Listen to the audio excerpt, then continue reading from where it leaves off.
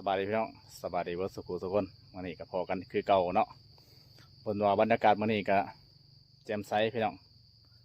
แดดหักเลี้ยวไปทางพุ่นพี่น้องปูนกำลังมาสงสัยฝนที่ตกหนักเนาะแต่เก่าบุญหอเขานี่ฝนที่ตกพี่น้องวันนี้ก็ใกล้ละมือหางหากาเกี่ยมแล้วพี่น้องเลยบางบ้านเพิ่นก็หอมือนี่เนาะแต่ว่าบางบ้านที่ว่าเพิ่นบ่มียาคูเพิ่นก็หอมื้อนี้เพิ่นไปหายาคูทางอื่นมาส่วนว่าบ้านเฮาก็สิประมาณมื้ออื่นเนาะ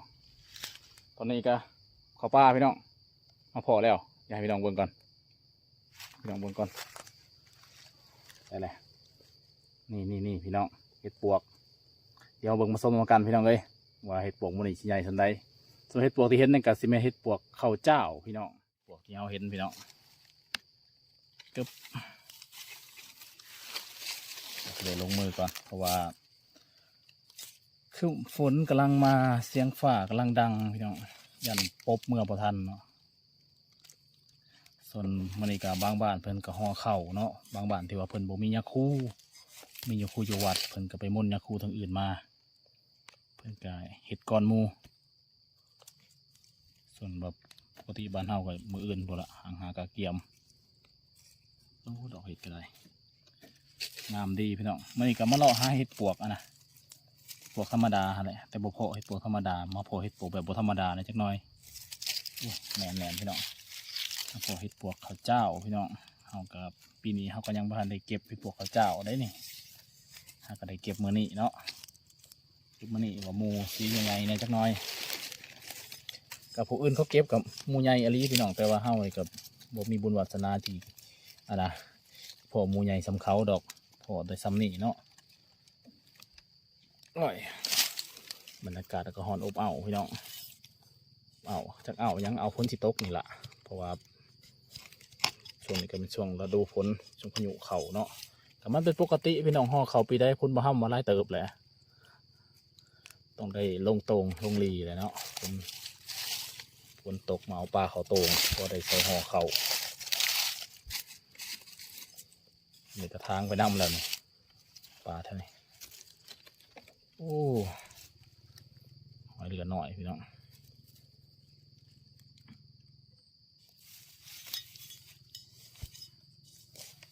มองได้แต่เก่าปกติเพื่อจะออกนี่จอมพ่นดอกเห็ดประเภทนี้เพื่อนบดออกลามไปปานนั้นบางบ่อนก็ออกลามไปตามขี้ดินปลูกข้าวเจ้ามีปลูกข้าวเจ้าปลูกข้าวกำพี่น้องปลูกข้าวเหนียวปลูกข้าวเหนียวดอกสีขาวเนาะออกเนื้อพ่นที่กันนี่แหละนี่เห็ดปวกดอกอยากออกสีจังไดสีสมว่าจังไดสีก็ได้ออกสีชมพูจักหน่อยนี่ปวกข้าวเจ้า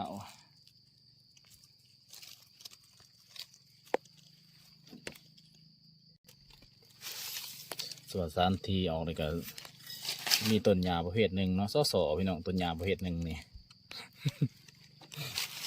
หญ้าประเภทนี้ก็เป็นหญ้าค่าเนาะนั่งลงมาได้กันหน่อหญ้าค่าทางก็อึดบนออกคาเห็ดก็ได้นี่เป็นอะไรแปลนไปเติร์ด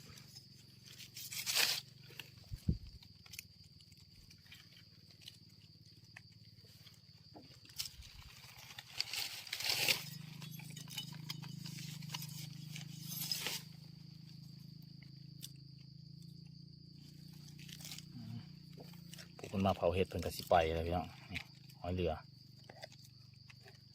บ้านเฮา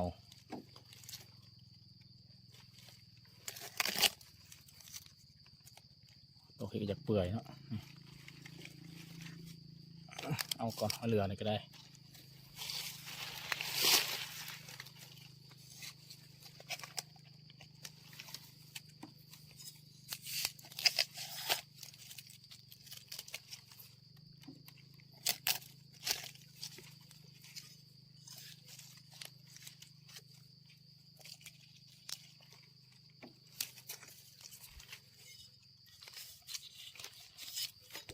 น่านมือกับกล่องตำกันแล้วพี่น้อง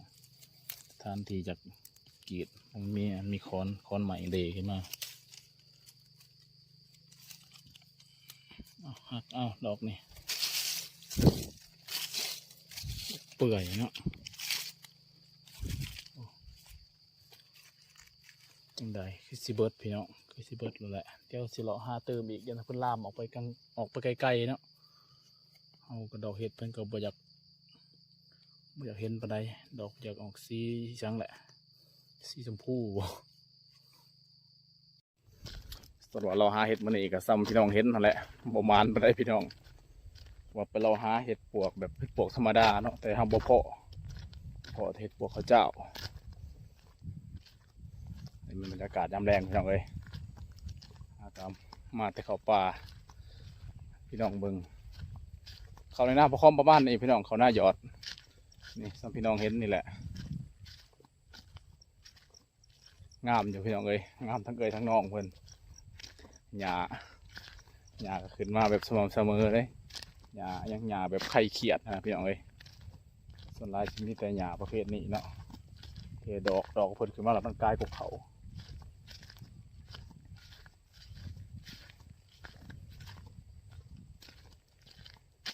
ส่วนบนนี้มันหญ้าไข่เขียดลายเนาะพอคมเลยเอาจักรมาตัดออกให้ไปโป่งขึ้นใหม่ฮะกับขึ้นมาหน่อยหนึ่ง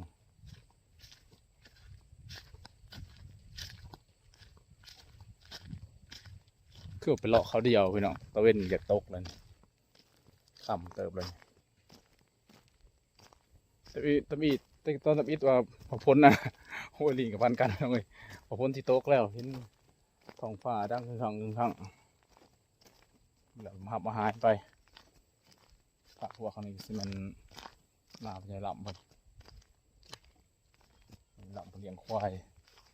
อยู่มุมสวนนาของเนาะ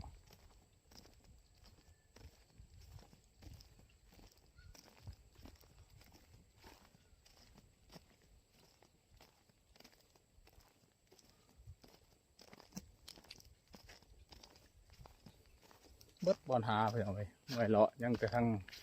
งใต้มันเลาะนี่เลาะขึ้นเทิงเลยถึงปลูกโนนนา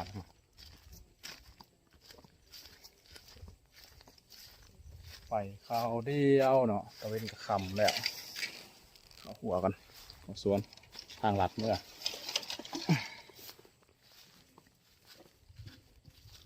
ในคิวโอเวอร์คอมฮันนี่ก็สิได้ลาพี่ลาน้องลงตัวเองสำนีพี่น้องโอ้ยให้เบิ่งก่อนน้องภาษีว่าเห็ดไปซ้ายภาษีว่าตุกน้ำจะไปตองมันจะได้ไปตองก่อนแป๊บนึงนี่พี่น้องเห็ดที่ได้เนาะประมาณนี้ได้พอแกงหน่อยเนาะเขาจะแกงใหญ่แกงบ่ได้แกงน้อยๆนี่แหละพอกันในคลิปหน้าพี่น้องเลยได้สำนีละสำหรับคลิปนี้สบายดี